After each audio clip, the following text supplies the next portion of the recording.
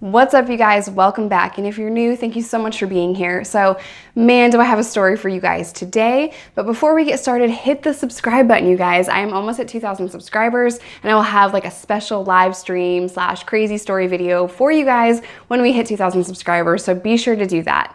All right, let's go ahead and get started. So I met this woman in county jail, and the crazy thing about county jail is you never know who's gonna come in. Either you could get a shoplifter from Walmart or a Mexican cartel member. Like, that's literally how it is. People with everything from like petty theft to murder is coming through the county jail. So that's kind of nerve-wracking and stressful, or it could be kind of exciting depending on how you roll. So for me, I was always cramped up and crowded in the county jail because there's a lot of people coming in.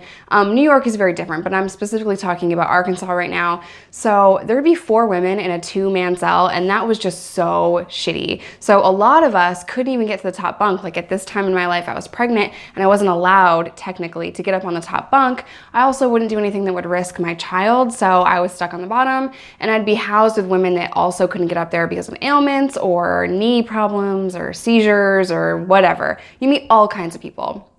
So when I met this woman, I actually had 2 days to myself. There was no one in my cell for 2 days, which is amazing. I actually had some privacy, and I got used to being alone. And I know like 2 days doesn't sound like a lot of time. 2 days feels like a lot longer when you're in jail. So in the middle of the night, this woman came in my cell. I didn't hear the door pop. I didn't hear her come in, nothing. But have you ever had one of those dreams where like the noises around you somehow end up in your dream? So that happened to me, and I was dreaming about vacuuming the rug, which is so weird, right? But the reality was she was on the toilet flushing constantly, like nonstop flushing. And that woke me up, and I was kind of pissed off about it. So I was like, shut the hell up. Girl, I know.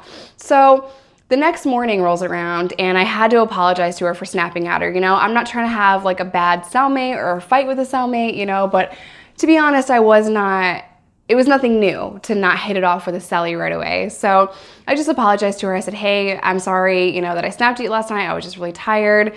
My name's Jess. And she said, oh no, it's fine. I understand.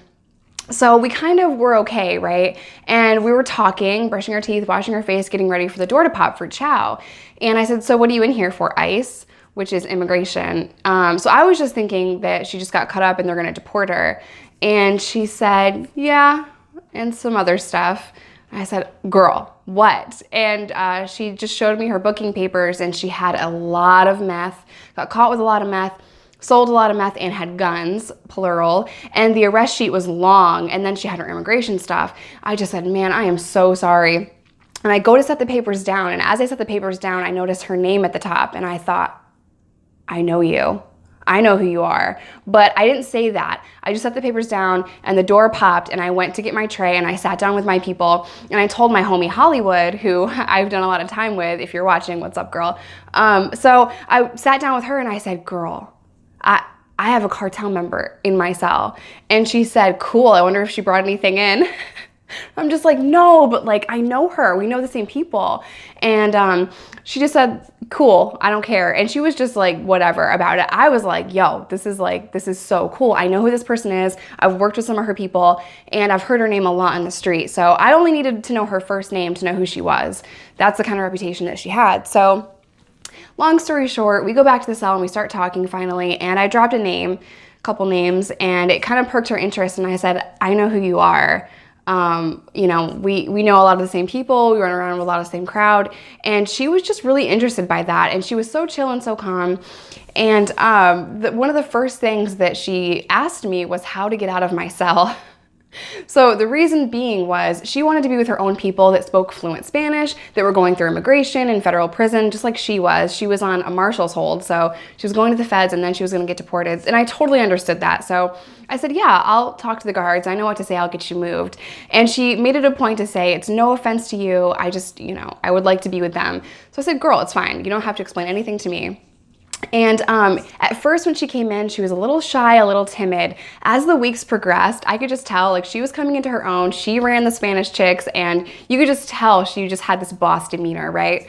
So we don't spend a lot of time together. We don't talk much. We exchanged, you know, hellos and stuff like that, maybe a story here and there, but I had my own people and she had hers. So one day I was coming back from GED class, And I think she had been there 2 or 3 months at this point.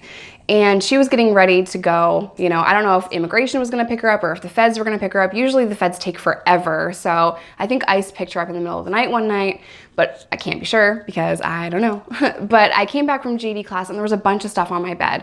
There was soups and chips and coffee, and there was a little note in Spanish that said, "Thank you for being a real one," or one of the real ones, whatever the translation is. And I saw it and I thought, why would she do that? Why would she leave me this stuff? So I walked to her cell and I said, "Girl, you need to take your stuff back. That's so unnecessary. Like, it's okay." And she said, "No, that's for you, baby mama." And I'm like, "No, I get it. I don't need it. And I don't want you to think you have to pay me for getting you moved to the cell," you know, which was the only thing I could think of why she's giving me some commissary. And she said, "It's not for getting me moved. It's for not snitching." And I just looked and I'm like, "How do you know that? How do you know?" You know, and she said, "I got a letter and I know who you are and I just really appreciate it. Thank you. Everyone else is telling. People that don't even know me are telling on me," you know, and because we knew a lot of the same people, I could have definitely done that too. I could have got a free pass. I could have got out of jail that second if I would have told on all the people that I worked with, but that's not how I roll. I wasn't gonna do my time like that. If I get caught up and I get arrested, I'm going to prison. And to be completely fair, I deserved every single day I sat in prison and 10 times more. I can promise you that. So I am not a fan of snitching. You're breaking the law. You're out there. You're running the streets. You need to take responsibility for your actions and do the time. So to me, it was nothing. But after I spent some months and some time in Arkansas jails and prison, I realized people will snitch on their own mom to get out. Tweakers are crazy and they will snitch so fast. I had people in my motion to discovery also that I did not know. People that said I sold them drugs and I didn't.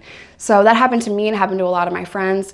I know a lot of people that are either in federal prison or deported or going to be deported soon. So, you know, she looked out for me a little bit and I thought that was so cool. So she was definitely a shot caller in jail, and I really hope that she's doing well. I hope she's out, which I doubt. I seriously doubt that she's out of prison, but I hope she's doing well, man. And if you ever watch this, girl, thank you for looking out for me. You're a real one too.